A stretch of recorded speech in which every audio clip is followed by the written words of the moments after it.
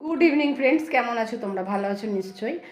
আর সরস্বতী পুজো একদম সময় হয়ে এসেছে, আর কদিন আগে থেকেই ব্যবস্থা করে রাখতে হবে ঠাকুর এনে, কারণ রোজ তো বেরানো সম্ভব নয়। বাবার পরীক্ষা বলে তো বাবাকে আজকে পেয়েছি সন্ধ্যাবেলা, তাই ভাবছি ঠাকুরটা এনে রাখবো। আর আমার কাপড় পরা হয়ে গেছে, সন্ধ্যেটা দেবো, চুল আজরাবো। আগে চুল আজরাবো, তারপর সন্ধ্যে দেবো। আর ছাদে জামা কাপড়গুলো তুলবো, তারপর ঠাকুর আনতে যাব। তোমাদের দাদা বাড়িতে আছে আজকে, তো চলো। এসে কি দেখছি বলো তো? দেখো সরস্বতী পুজো কোথায় হয় তোমাদের দেখাচ্ছি। এই যে এইখানটায় ঝুমা একদম পরিষ্কার করে ধুয়ে মুছে রেডি করে ফেলেছে। দেখেছো আমার যা কত ভালো, কত কাজে। আমি জানেই না ও কখন পরিষ্কার করে ফেলেছে। যাই হোক, অনেকটা কাজে গিয়ে দিয়েছে ও। তো সবাই মিলেই পুজো করা হয় আমাদের ছাদে।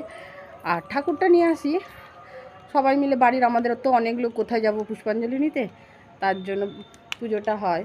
তো ঠাকুরটাকে নিয়ে চলে আসতে হবে। এখনও ঠাকুরের কাপড় কিনতে হবে, আরও ফল কিনতে হবে, দশকর্মা কিনতে হবে, অনেক কাজ। তো চলো করে নিচে এগুলো সময় থাকতে থাকতে। রবিবার আবার পড়েছে বিয়েবাড়ি, সোমবার সরস্বতী পুজো।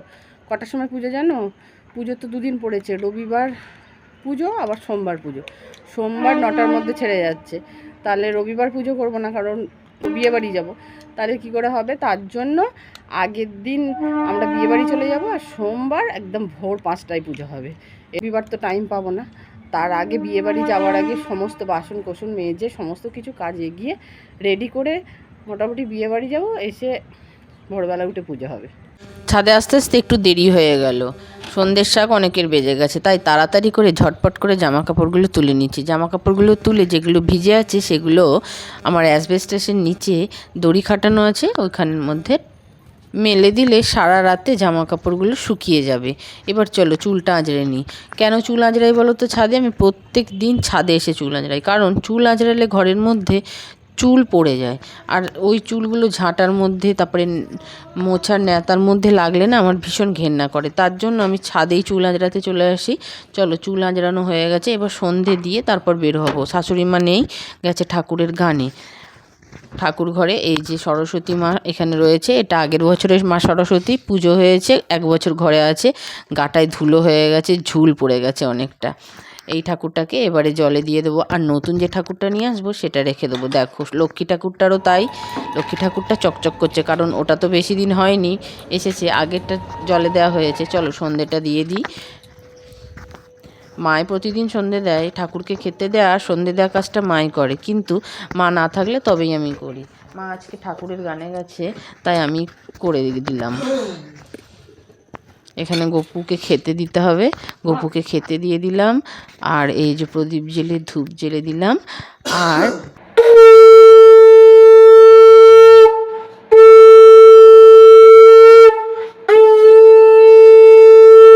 সন্ধে দেওয়া কমপ্লিট, নিচে বাপি আছে, ঠাকুরতলায় ধূপ বাপি দেখিয়ে দেবে। এবার চলো রেডি হয়ে এবার বেরিয়ে যাই। তোমাদের দাদাও রেডি, চলো এবার ঠাকুরটাকে নিয়ে চলে আসি। খুব বেশি বড় ঠাকুর কিনি না, ঘরের ঠাকুর যেমন হয় ছোটই ঠাকুর কিনি, কিন্তু পুজো তো করতে হবে, তাই না? চলো। এইটা হ্যাঁ হ্যাঁ এই যেটা দাঁড়িয়ে আছে এটা কত দাম জিজ্ঞাসা করে দাও। ও দাদা, ওই জায়গায় দাঁড়িয়ে আছে ওটা কত দাম গো? সাদা সাদাটা, ওই কোনের সাদাটা, কোনের সাদাটা কত? 550। বড্ড সরু দাম অনেক বেশি বলছো গো। এত বড় ঠাকুর দামটা বেশি বলেছি, পাশে এত দোকানদার তাদের দাম বলে আমার দাম। আমার এই ঠাকুরটা মোটামুটি পছন্দ হয়েছে। এই যে বসে আছে পদ্ম ফুলের উপর, হাঁসের উপর, এই ঠাকুরটা পছন্দ হয়েছে। তো দাদাকে বললাম একটু ধুলো লেগে আছে, রাস্তার ধারে দোকান, একটু ঝেড়ে দিতে। দাদা তার জন্য একটু ঝেড়ে দিচ্ছে। টাকাটা পেমেন্ট করে ঠাকুরটাকে এখানে রেখে গেলাম, ফলটা কিনে নিয়ে আসবো, তারপর যাবার সময় ঠাকুরটাকে নিয়ে আবার বাড়ি যাব। আর চলো তোমাদের দেখাই, এখানে ঠাকুরের মেলা বসেছে, এত ঠাকুর বিক্রি হচ্ছে, এত ঠাকুর বিক্রি হচ্ছে, কি বলবো। একটা দোকান না, মোটামুটি 10টা দোকান এরকম হয়েছে। আমার তো ঠাকুর নেওয়া হয়ে গেছে, ঠাকুর দেখে আর আমার কাজ নেই। চলো এবার ফল কিনে নিই। এখানেই ফলের দোকান রয়েছে, এখান থেকে কিছু ফল কিনে নিলাম, নিয়ে চলে এলাম ঠাকুরটাকে নিয়ে একেবারে দশকর্মার দোকানে। আর এখানে দেখো কত মালা, এখানে আগে যাবার সময় বলে গিয়েছিলাম কি কি দিতে হবে, তো দাদা দিয়ে দিয়েছে। এখান থেকে খালি ব্যাগটা নেব, নিয়ে বাড়ি চলে যাব।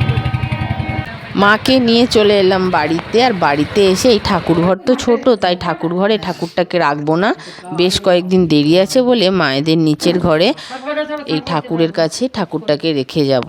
আর যেদিন পুজো হবে তার আগের দিন ঠাকুরটাকে ওপরে তুলে নিয়ে যাব।